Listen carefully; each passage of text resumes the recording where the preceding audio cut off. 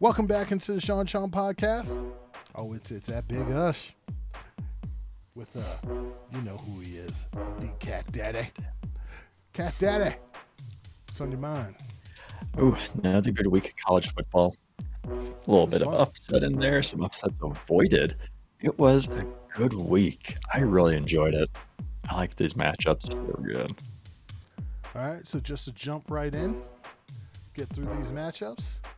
All right, first, I know I said something about possible upset with North Carolina, Virginia. And you know something? That Virginia quarterback did his best. With 554 yards and 4 touchdowns. Whoever started him in college football, fantasy football, holy monster, mother of God. But it was not enough. No. Sam Howell reinvigorated his stock with some crazy throws and put Josh Downs on the map. Woo! It was fun. It was some fun times. And Diami's brother stepped up. Yeah, I mean, those are the same notes I had. Sam Howell just, even the first quarter of that game, he just showed out. He's like, all right, I got to get myself back into the talk for number 1 draft. So here we go. I'm going to throw, 3 touchdowns in the first quarter? It was something ridiculous. 100 yards on the ground. He ran for 100 yards. Good Lord. But all right. Moving on. Game of the week. I'm going to start. No, I'm going to do the game of the week later. My spotlight player was, say his name for me. It's killing me. You had Kingsley Enagbari. Yes, he did not help his team very well. Georgia beasted him. JT Daniels got back in the mix as the quarterback. I mean, he must have seen Stetson play pretty well and said, no. This is my team, bud. This is what happened before USC ain't happening again. He's like, well, what happened was... Yeah. I was really surprised that they didn't have Stetson go for another start, and I thought maybe we could have a controversy going. Nope. All right, next up, we almost had an upset. And there's a team out there who I'm seeing some problems, and there's a quarterback. I'm seeing some problems. Nebraska almost took Oklahoma to the break. There's some issues here. I mean, Spencer Rattler, you want to be the first overall pick or the first quarterback taken, you got to do better, bro. You got to show some sort of progression. Yeah, Oklahoma's offense is not as good. It's not as explosive. It's not as dynamic as it has been the past couple of years. And I'm not sure why, but we all came into the season with the expectation that Spencer Rattler was going to continue to improve upon last year's productivity because he played for Oklahoma. He has Lincoln Riley as his coach. And I think that was just the foregone expectation as well. The quarterback takes the step. But man, it has looked so different this year that for me, it's time that maybe we got to hit that panic or that concern button when it comes to Spencer Rattler, because the defense bailed them out in this game. Yep. This one, I'm not even talking about the game itself or for the other team, but I'm just going to talk about the two teams. Should Ohio State be concerned with Iowa in the Big Ten? The answer is yes. it's going to be an interesting battle going forward. So we're going to have to see how that goes. Now, note, you mentioned A&M last week. I think A&M did just fine.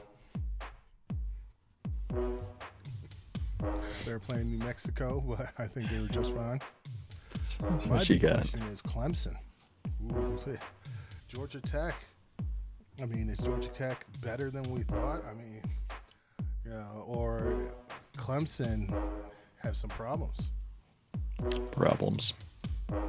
You think there's some problems there? Mm-hmm. I'm concerned about this quarterback. He's not developing like he should.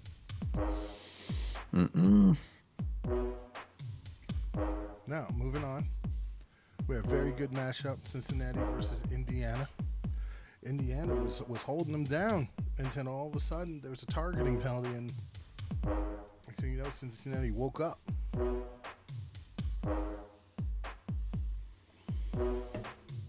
Any thoughts on that, Karen?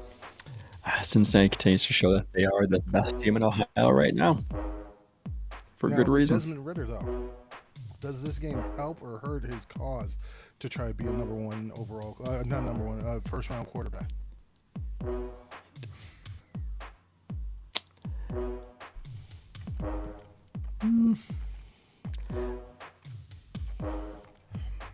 It's a good question.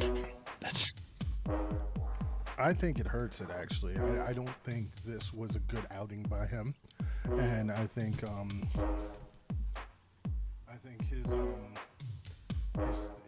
status is in jeopardy there in terms of how good he can show out. He only has a certain amount of national games that he can show what he's really capable of. There's this, and then there's Notre Dame next. Not this week, but the week after. So we'll have to find out. Now, Auburn versus Penn State. This was a very good game. Penn State takes it. How you feel about this game? Man, this game was messed up. The refs were trying to give this game to Auburn. Weren't they? Most notably by mixing up the down marker, which forced Penn State to punt on third down rather than having a play for third down. And I am still very curious about how players, coaches, no one stopped this. Yeah, no one noticed. Everyone's like, oh, okay, they must be right. And they just let it continue on. Well, something is wrong.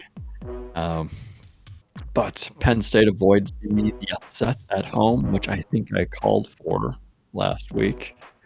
And Quan Brisker comes up with a huge pass defense at the end of the game to seal the victory. Helping his stock? It does. He finds himself in the right place at the right time, changing the impact or changing the outcome of the game. Great skills, great things to have when you're looking at safety. Your boy Bo Nix didn't look as good this week.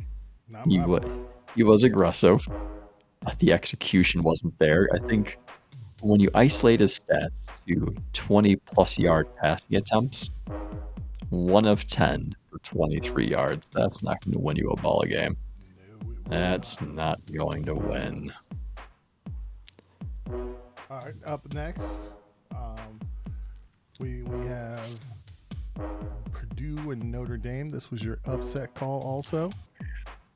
Kyle Hamilton had other thoughts. Man, he had such a great game. He comes up huge. He stopped Purdue on that 4th and 1 in the first quarter. I mean, that really swung momentum in Notre Dame's favor. And then in the final minutes of the game, he had the game-sealing interception. Another great game, making plays all over the field, whether it was coverage, whether it was run defense, whatever he was asked to do. He continues to perform well, and that stock just continues to go to the moon. Also, the next one up, Fresno State versus UCLA, the best game that nobody saw because it was on the Pac-12 network and nobody has the Pac-12 network. But something we got to talk about, Jake Haener, 455 yards, 2 touchdowns in a win, and apparently this kid's making some noise. Yeah. The tough part about the Pac-12 is the games are played so late that not only do people not have the Pac-12 network, but the games are on so late that people aren't even watching. So you have to make the most of it when you have televised games. You have to make sure that you're putting up huge numbers, getting yourself noticed. And maybe this is one of those games for them. Now, we did have an upset that happened. Another one. That was the first upset. UCLA went down. Next upset, West Virginia takes down Virginia Tech 21-27. This game, it felt sloppy to me.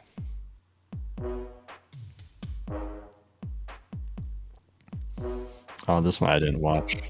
I watched a bit of it. It felt like West Virginia went on top early, and I don't know if they went off the gas or what, but they let Virginia Tech back into this game, which Virginia Tech had no business being in this game. Next up, your Coastal Carolina almost got upset by Buffalo. Guy Isaiah Likely did not play, which probably contributed, but this was a close call.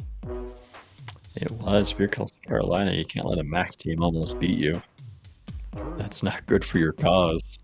You can go undefeated, but if you're going undefeated and you're having these smaller teams push you to the limit, it's not going to look good. All right. Next game up. Another upset, but I don't know how much of an upset we can call it. BYU defeats Arizona State 27-17. BYU continues to look good even without Zach Wilson. I just wonder, is Zach Wilson really that good, or is BYU just a pretty good place to play? I'm not poo-pooing Zach Wilson. He's still a good quarterback. I still just don't think he was worth the number 2 overall pick, personally. I think people got enamored with what he did at BYU against lesser competition. He showed physical tools. But I do still think that he's going to have issues, which is shown, adjusting to the NFL. That being said, BYU is a good team.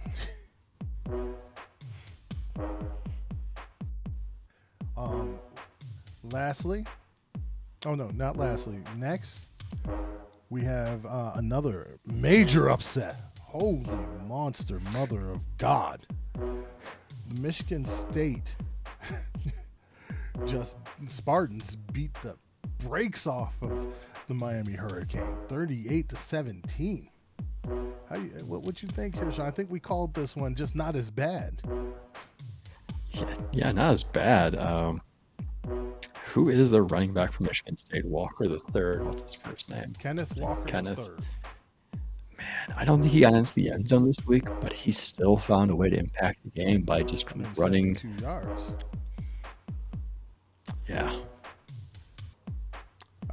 Then you're in Northern Illinois. Huskies got blown out. It was Michigan. What did we expect, right? What did we Michigan wasn't even trying to blow them out, though. That's the funny thing. They ran the ball so much. I think they had 10 different people record a carry in that game just because they wanted to kill the clock. Oh, man. To the game of the week, Bama versus Florida. We were so confident in Bama, but I mean, Florida made this close, and Florida had people out. They had Ventrell Miller out. They had the quarterback Richardson out. And, I mean, they still kept this game close. They had a chance to win, but, of course, Bama overcomes and, wins this game. But at the same time, I mean, Florida's got some players, On defense, Khair Elam looked good. He looked better than good. Going against this Alabama offense, he looked better than good. And dare I say, he may start to overtake Derek Stingley for that number 1 cornerback position, because Derek Stingley just hasn't looked the same this year. But Khair Elam shows up against Alabama. Now, it doesn't result in a victory, doesn't result in the upset, but one thing that we do know from this is Alabama is no longer this invisible, unstoppable force. True. Bryce Young continues to look impressive, especially under pressure. And I thought the game was over in the first quarter when Alabama went up 21-3. But the Gators came to life in the second half. The downfall. Running that ball. Yeah. What didn't help Alabama was the offensive line just wasn't as effective. I think Nick Saban called out the defense's mental errors after the game. Florida wants an opportunity at Alabama because they believe with Anthony Richardson at quarterback, they would have won this game. I'd be really curious to see what that game would look like if Richardson had played. You know what I'm saying? Now, just to make a note, your spotlight player did play very well, but I don't think they needed him to. If you look at the stat line. No. Isaiah Spiller did have 15 carries, 117 yards for 1 touchdown, but yeah. You know what I said about him before? He's a big dude. He's got great contact balance. He's going to bulldoze somebody. And what did we see against New Mexico? We saw him bulldozing. Not that he needed to, but that's what we saw. On his touchdown run, he plowed his way through 2 New Mexico defenders en route to a 5-yard score. And he also showed some really good patience out there. So that was really good to see from Isaiah Spiller. Now to finish up, who is your showcase player of this week? Who's the player you believe showed out? Matt Corral, quarterback, Ole Miss. He quickly has become my number 1 Heisman favorite. I know you like Bryce Young, and I like Matt Corral, but we can agree that Spencer Rattler should not be in the conversation, at least not at this time. Agree that. So he's not even bouncing back against cupcakes like Howell has. No. Like, what did we see against Tulane? And this is the same Tulane that took Oklahoma down to the wire. Corral looked more comfortable in Lane Kiffin's offense, even with a 2-hour weather delay. Didn't slow him down. We saw the arm talent. We saw the ability to run, that threat he has with his legs. He accounted for 7 total touchdowns, 3 through the air, 4 on the ground. This Ole Miss offense is looking so fun. Now, my only question is, what happens when you actually play somebody? I'm not knocking them. You mean October 2nd when Ole Miss traveled to Tuscaloosa to take on Alabama? Yes. Yes. A game like that. Less than 2 weeks. I'm excited. Because right now, who have they played? It's the early season. A lot of teams don't play. I know. I get it. But you get what I'm saying. You get what I'm saying. And then that's what's more. Personally, I think Matt Corral destroying Tulane is more of an indictment on Spencer Rattler than it is an endorsement of Matt Corral. Now, I just want to go back. I don't know the name of the player, but I do want to say my highlight of last week was whoever that defender was that had that insane interception in that Oklahoma game. Good Lord. That is just a special piece of athletic ability. Yeah. Now, that being said, my showcase player is Benton Cox of Florida. This kid, I mean, he was one of the reasons why that Alabama had some issues on offense. This kid is, I mean, we have a lot of time, and there's room for these defensive ends and edge rushers to move up the line.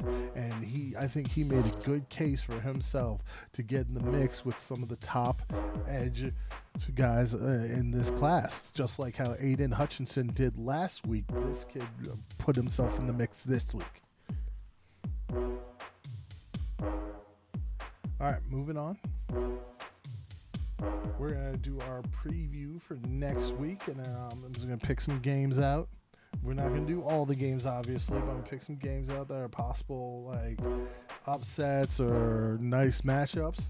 First matchup we're going to go with, let me just check. We're going to go with a big matchup real quick. It's an interesting one. It's also a possible upset. And I'm calling the upset with this one. We have Notre Dame going. Well, no, they're going to be playing at Soldier Field, playing Wisconsin. So they're meeting at neutral ground in between. Who you got, Sean? I got Notre Dame, baby. Kyle Hamilton. Yes.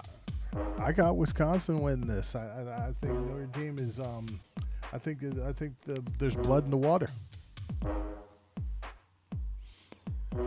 Just saying. I mean, Notre Dame has not looked as pretty as they should. Nope. Neither was Wisconsin, though. All right. Now, this is the week I think you should have had Isaiah Spiller as your spotlight player. Potential upset alert. We got Arkansas with another one of your guys, Treylon Burks. We got them hosting. Oh, no, they're not hosting. They're playing at AT&T Stadium. Oh, so another neutral ground one with Texas A&M and Arkansas. What do you think? Upset alert, or is Texas A&M take Arkansas down? No, I think Texas A&M's going to win this one. Isaiah Spiller, I think it's going to be closer than what people think. Yeah, but I think Treylon Burks could put up a big day against Texas A&M. It's going to put them on the map this year. All right, so I'm going to call an upset alert. NC State hosting Clemson. I'm sorry, Clemson is vulnerable. Another team that there's blood in the water for. What do you think? Clemson's offense is struggling and continues to struggle. I mean, even against Georgia Tech, right? And Georgia Tech was the same team that had lost to Northern Illinois. Clemson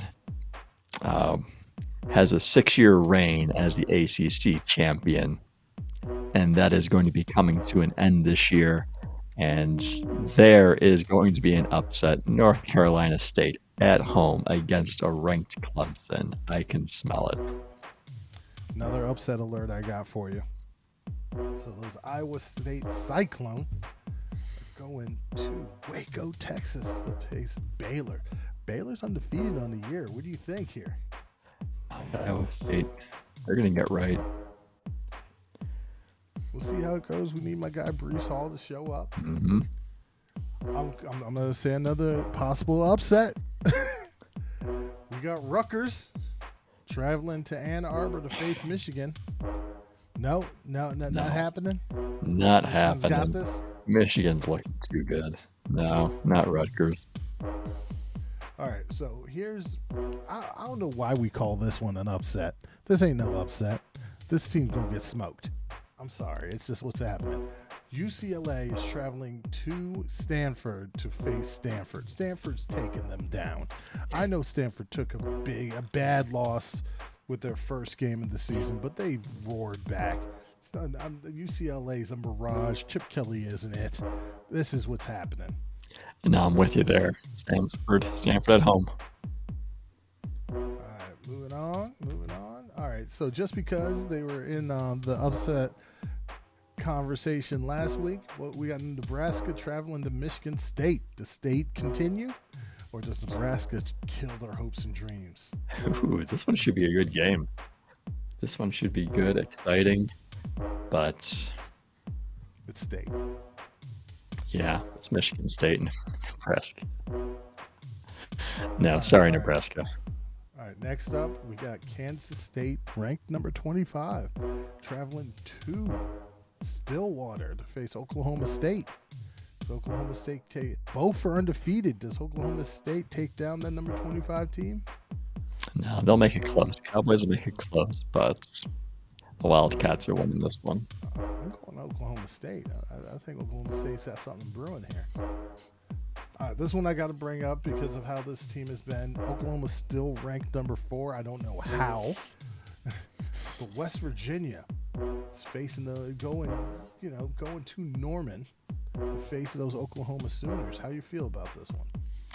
So my spotlight player for week 4 here. Ooh, throwing it out there already. I'm throwing it out there already because we're talking about the game.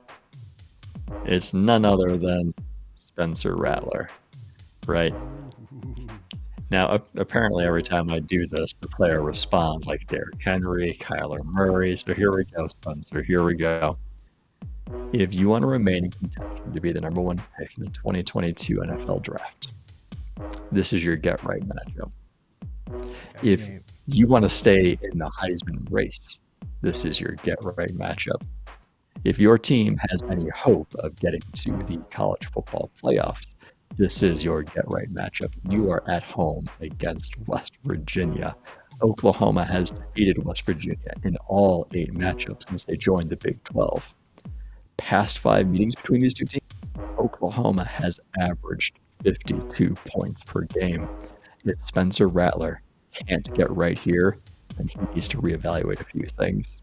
He has all the talent in the world, but his decision-making... Come back for another year. Yeah, all the talent in the world, but that decision-making, especially on the deeper passes, has been below average and, dare I say, poor. He needs to get right. He needs to fix it. West Virginia is the cure for that, and if it's not, rethink things. Because the NFL is not getting easier than West Virginia. No. Now, here's my last game I'm going to throw out there. You know, it's that game that affects us both because of who we cheer for. And it's going to be an interesting game considering last week. So the Georgia Tech Bulldogs, they took Clemson to the break, 14-8. North Carolina is traveling to Atlanta, playing at the Mercedes-Benz Stadium. How you feel about this one? Do you think North Carolina is going to stay right, or do you think that there's going to be an upset here? No, North Carolina is staying right. You're thinking last week, Clemson needed a goal line stop in the final minute to secure that victory with Georgia Tech. I mean, it was, a 14-8 game. Yep. It was something ridiculously low. I think Sam Howell's going to throw at least 2 touchdowns in the first quarter. So North Carolina is going to put up more points than Clemson did in the first half. And I don't think that Georgia Tech will be able to keep up with them. And, I mean, I just want to bring it back. Everybody wants to talk about that Virginia Tech loss. All right, a couple things here. Just want to put this out there. North Carolina historically struggles against Virginia Tech when Virginia Tech's at home. They don't play well in that stadium at all for whatever reason. I also think North Carolina is going to stay right. Sam Howell's found his groove with these receivers, especially Josh Downs.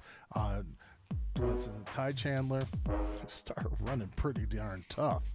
So I also think North Carolina is going to continue to roll, which makes me wonder about Clemson this year. Now, also, just to state my spotlight player, we're going to go back to that Notre Dame-Wisconsin game where I've got Wisconsin winning. Now, note, my spotlight player is going to have to step up, show out. If he's going to make sure that his Notre Dame Fighting Irish continue to keep on keeping on.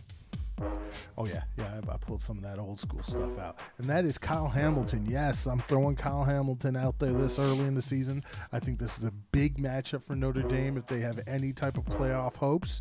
They've struggled with some other teams that I think they should be rolling. So this is going to be a very interesting week. They've also got an interesting week next week. So there's a lot going on in the next state for Notre Dame for the next coming weeks, starting with this Wisconsin matchup in Soldier Field. Any other thoughts on this week of college football, Sean?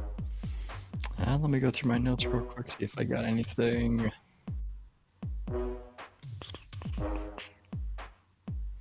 No, I'm excited for the games this week, but October 2nd.